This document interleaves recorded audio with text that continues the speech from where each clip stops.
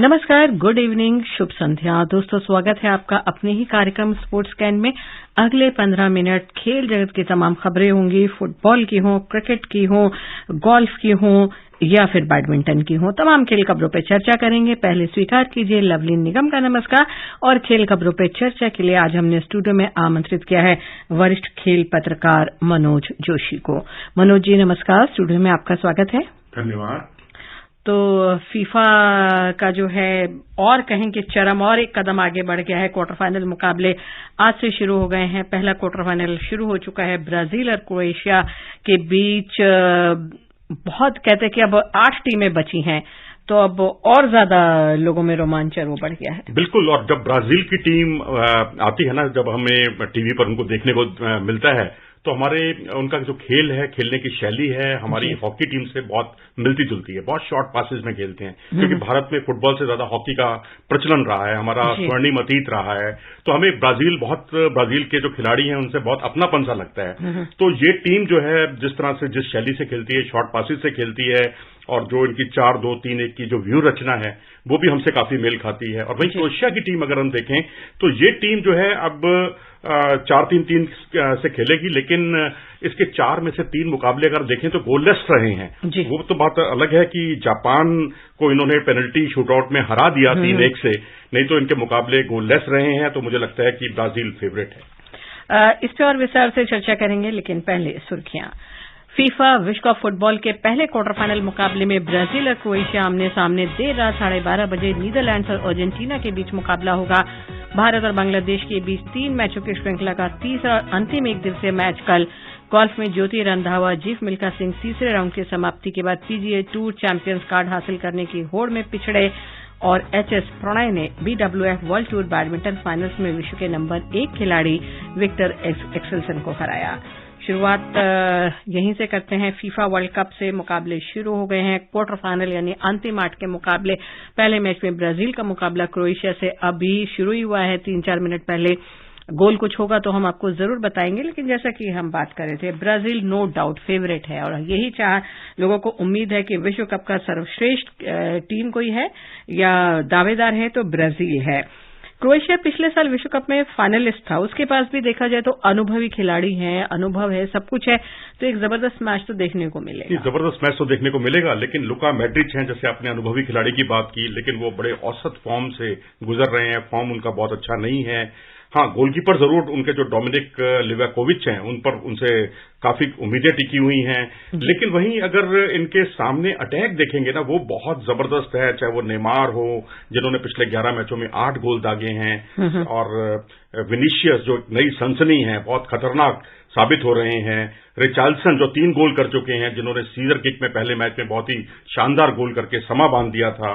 तो मिडफील्ड और forward line में बहुत अच्छा कॉम्बिनेशन है, और दोनों ही टीमें एशियन टीमों को हराकर आई हैं। तो जाहिर सी बात है कि जो विंग से जो बहुत तेजी से आगे बढ़ते हैं विनीशियस, वो बहुत बड़ा अंतर पैदा कर सकते हैं इस मैच में। एक रोमांचक मैच जरूर होगा। और दूसरा क्वार्टर फाइनल जो रात 12:30 बजे खेला जाएगा वो भी नो डाउट बहुत अच्छा होगा, जिसमें अर्जेंटीना नीदरलैंड्स आमने सामने होंगी। इससे पहले मुकेश की रिपोर्ट सुनते हैं, मनोज जी फिर चर्चा करेंगे। 2 बार की विश्व विजेता टीम अर्जेंटीना अपना 10वां विश्व कप क्वार्टर फाइनल खेलेगी। नीदरलैंड्स 3 बार प्रतियोगिता में उपविजेता रह चुकी है। दोनों टीमों के बीच अब तक खेले गए 9 मुकाबलों में नीदरलैंड्स ने 4 में जीत हासिल की है। 2 मैच अर्जेंटीना के नाम रहे हैं। इनमें से 5 मुकाबले विश्व कप में ही हुए हैं। 1978 के विश्व कप फाइनल में अर्जेंटीना ने खिताब जीता था। डच टीम कोडी गाकपो से शुरुआती गोल की उम्मीद कर रही है, क्योंकि अभी तक वो टूर्नामेंट में 3 गोल दाग चुके हैं। इस विश्व कप में अर्जेंटीना के मुकाबले नीदरलैंड्स के लिए ग्रुप स्टेज थोड़ा आसान रहा है। डच टीम ने सेनेगल और कतर को हराया है, लेकिन इक्वाडोर ने उन्हें ड्रॉ पर रोक लिया। राउंड ऑफ 16 में नीदरलैंड्स ने अमेरिका पर आसान जीत दर्ज की। वहीं मेसी की टीम की खराब शुरुआत हुई थी। पहले ही मुकाबले में सऊदी अरब ने उन्हें हराते हुए चौंका दिया था। इसके बाद टीम ने शानदार वापसी की और मैक्सिको, पोलैंड जैसी टीमों को हराया। साल 2014 में मेसी की टीम फाइनल तक पहुंची थी, लेकिन तब जर्मनी ने उन्हें रोककर खिताब जीत लिया था। नीदरलैंड्स की मजबूती डिफेंस है और मेसी और अल्वारेज की फॉरवर्ड जोड़ी को नीदरलैंड्स की रक्षा पंक्ति को भेदना होगा। मेसी की टीम विश्व कप जीतकर अपने स्टार खिलाड़ी को तोहफा देना चाहेगी, वहीं डच टीम भी इस मैच को जीतकर सेमीफाइनल में जगह सुनिश्चित करने के इरादे से उतरेगी। Mukesh Kumar, sports can.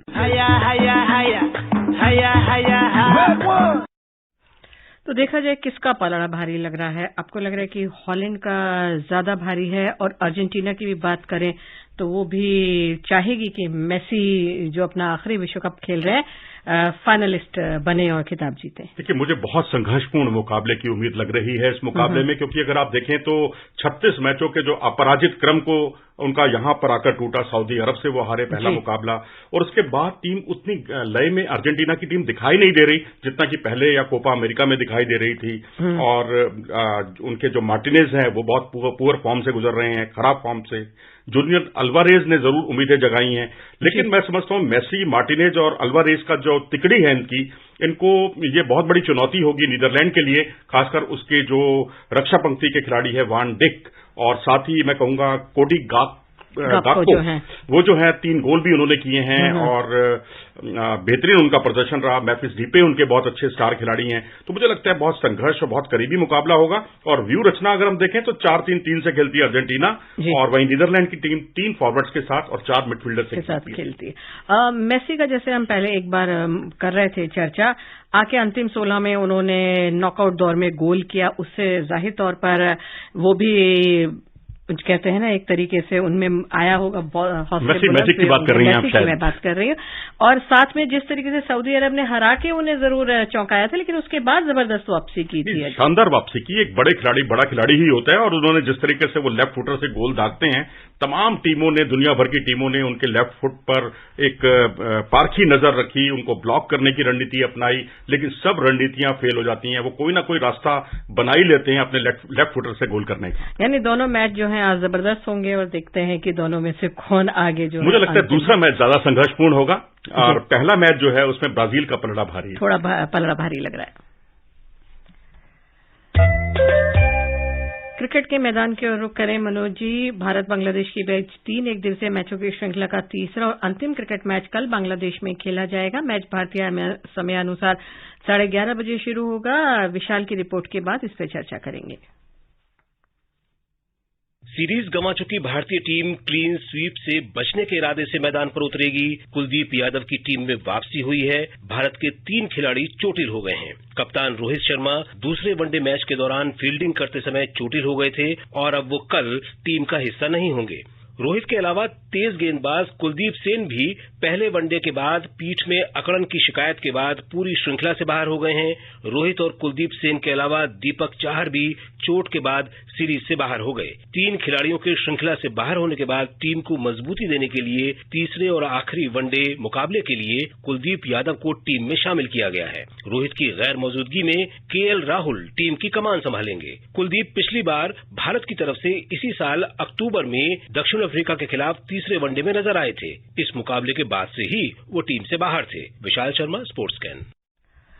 तो अगर भारतीय क्रिकेट टीम की बात की जाए मनोज जी, क्या हो रहा है कि बांग्लादेश बहुत अच्छा खेल रही है या हमारी टीम बहुत खराब खेल रही है? वर्ल्ड कप में भी हम इंग्लैंड से बुरी तरह हार गए थे, फिर न्यूजीलैंड से हारे, और अब बांग्लादेश से सीरीज पहले ही गंवा चुके हैं। जी हाँ, बिल्कुल। मैं तो कहूंगा कि अपने पांव पर कुल्हाड़ी मारने का काम अगर आप करेंगे तो यही इसका परिणाम आएगा। फील्ड के अनुकूल आपकी गेंदबाजी नहीं होती, आप आखिरी ओवरों में, आप सवाल है कि शुरुआती ओवरों में आप इतनी अच्छी गेंदबाजी करते हैं, टेल एंडर्स को नहीं आप आउट नहीं कर पाते। आखिरी जोड़ी हमारे लिए मुसीबत बन जाती है। कभी आप 69 पर 6 आउट होने के बाद ऐसी फील्ड सजाते हैं कि बॉलर उसके अनुकूल बॉलिंग ही नहीं कर पाते। अब आप लेंथ बॉल कर रहे हैं और मिड ऑफ और मिड ऑन को बहुत नजदीक रख रहे हैं, आगे रख रहे हैं, बात बिल्कुल समझ में नहीं आती। तो ये बड़ी बुनियादी कमजोरियां हैं भारतीय टीम की। मुझे लगता है इससे निजात पाना होगा। आप अपने आप से निजात पाइए, कमजोरियों से निजात पाइए, उसके बाद आप बांग्लादेश से कुछ बेहतर का प्रदर्शन करने की कुछ उम्मीद रख सकते हैं, क्योंकि आपका टॉप ऑर्डर भी नहीं चल रहा ना। अब वनडे में विराट कोहली बैटिंग है ना बॉलिंग संभाल पाता है, और फील्डिंग भी आपकी ऐसे ही हो रही है। महत्वपूर्ण मौकों पर कैच छोड़ना। विराट को देखें आप, पिछली 7 वनडे पारियों में उनका जो सर्वाधिक स्कोर है वो 18 है। शिखर धवन पिछले 10 पारियों में एक ही हाफ सेंचुरी बना पाए हैं। केएल राहुल देखें, क्रूशल मैचों में चलते ही नहीं है। तो ये बदस्तूर, ये कमजोरियों से उबरना होगा। केएल राहुल तो खैर इस बार टीम की कमान संभालेंगे, लेकिन कुलदीप यादव को जैसे कह रहे हैं कि शामिल किया गया, आपको लग रहा है कि कुलदीप यादव के करने से कुछ टीम में मजबूती आएगी। 3 हमारे एक खिलाड़ी पहले ही चोटिल हो चुके हैं। मैं कहूंगा कि अगर कुलदीप यादव को प्लेइंग 11 में खिलाना है तो उन पर भरोसा कीजिए। अगर आप भरोसा नहीं करेंगे और उनको सब इंस्ट्रक्शंस ही देते रहेंगे तो फिर वो खिलाड़ी अपना सर्वश्रेष्ठ प्रदर्शन नहीं कर सकता। आप आईपीएल का उदाहरण आपके सामने है। दिल्ली कैपिटल्स की ओर से जब कप्तान ऋषभ पंत ने उन पर भरोसा किया तो पहले 3 मैचों में ही वो मैन ऑफ द मैच बने और 21 विकेट उन्होंने चटकाए। महेंद्र सिंह धोनी के साथ उनकी जो जोड़ी थी, जुगलबंदी बहुत ही जबरदस्त थी। तो मुझे लगता है कि कप्तान को उन पर एक विश्वास करना चाहिए, भरोसा रखना चाहिए, तभी वो अपना 100% दे सकते हैं। महिला क्रिकेट की ओर रुख करें मनोज जी। भारत ऑस्ट्रेलिया के बीच महिलाओं की 5 20-20 मैचों की श्रृंखला के पहले मैच में भारत ने ऑस्ट्रेलिया को 173 रन का लक्ष्य दिया है। ऑस्ट्रेलिया ने टॉस जीता था, पहले बल्लेबाजी के लिए आमंत्रित किया था भारतीय टीम को और निर्धारित 20 ओवर में 5 विकेट पर 172 रन बनाए। जबरदस्त शुरुआत शेफाली वर्मा की तरफ से यहां की गई थी। 172 रन बनाए हैं। 73 मतलब आपको लग रहा है कि एक अच्छा खासा टारगेट दिया है ऑस्ट्रेलिया को? मुझे लगता है सोच बदली है भारतीय महिला टीम की, क्योंकि अब आप तेजी से रन बनाने लगे हैं। बेशक कोई भी भारतीय महिला बहुत बड़ा स्कोर नहीं बना पाई, लेकिन एक टीम एफर्ट दिखाई दे रही है स्कोर में, चाहे वो शेफाली हो, स्मृति हो, हरमनप्रीत हो, दीप्ति शर्मा हो। क्योंकि दीप्ति शर्मा और रिया घोष ने जिस तरह से आखिरी 5 ओवर में 57 रन बटोरे हैं, उससे यह जाहिर होता है कि अब हमारी T20 क्रिकेट के प्रति खासकर भारतीय महिला टीम की अप्रोच बदली है और ये आगे के लिए आपके लिए बहुत बड़ा, मैं कहूंगा कि मील का पत्थर साबित हो सकती है। उधर मुल्तान की ओर रुख करें तो पाकिस्तान इंग्लैंड के बीच दूसरा क्रिकेट टेस्ट मैच आज पहले दिन का खेल समाप्त होने तक पाकिस्तान ने पहली पारी में 2 विकेट पर 107 रन बना लिए थे। इंग्लैंड ने पहली पारी में 281 रन बनाए थे। डकेट ने 63, विकेट कीपर ओली पॉप ने 60 रन बनाए। पाकिस्तान की तरफ से अगर देखा जाए डेब्यू मैच अबरार अहमद का, जिन्होंने 7 खिलाड़ियों को आउट किया। जी हां, बिल्कुल। अबरार, मैं कहूंगा कि उनकी फ्लाइट बहुत जबरदस्त थी। आज इस मैच को पूरा देखा मैंने। गुगली उनकी बहुत शानदार थी, स्टेटर 1 बहुत शानदार थी और जिस तरह से ऊंची कदकाठी के खिलाड़ी हैं, इनको देखकर लगता है कि अक्षर पटेल गेंदबाजी कर रहे हैं, पीछे से कई बार ऐसा लगता है। और 7 विकेट एक ऐसी टीम के उन्होंने चटकाए हैं जिसने पिछले ही मैच में एक वर्ल्ड रिकॉर्ड बनाया 1912 के बाद। एक दिन में 500 रन जिस टीम ने बनाए हैं उसको आप टी तक निपटा देते हैं, तो ये अपने आप में काबिले तारीफ है।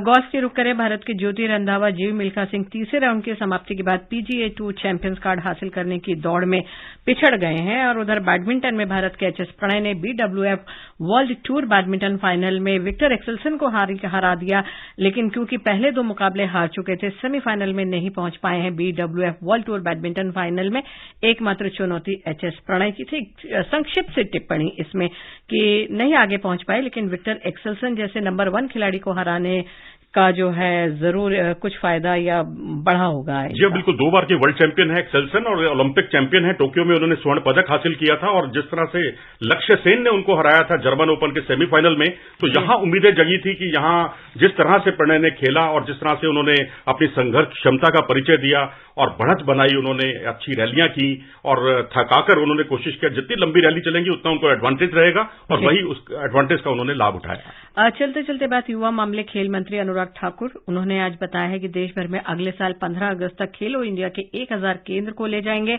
इनमें से 733 केंद्रों को पहले ही मंजूरी दी जा चुकी है। श्री ठाकुर खेलों को बढ़ावा देने की आवश्यकता और इस संबंध में सरकार द्वारा उठाए गए कदमों पर लोकसभा में चर्चा का जवाब दे रहे थे। उनका पहले सुनते उन्होंने क्या कहा, फिर इससे भी संक्षिप्त टिप्पणी। एक बात और बीच में आई कि आखिरकार खेल संघों में क्या हो, खेल की हमारी अचीवमेंट्स कैसे ज्यादा बढ़े। तो मैं कह सकता हूं कि चाहे पैरालंपिक्स हो, डेफ ओलंपिक्स हो या ओलंपिक्स हो, समर ओलंपिक्स की बात करूं, इन सभी में आज तक के सबसे ज्यादा मेडल टोक्यो ओलंपिक्स में 7 मेडल हमने जीते और टोक्यो पैरालंपिक्स में 19 मेडल।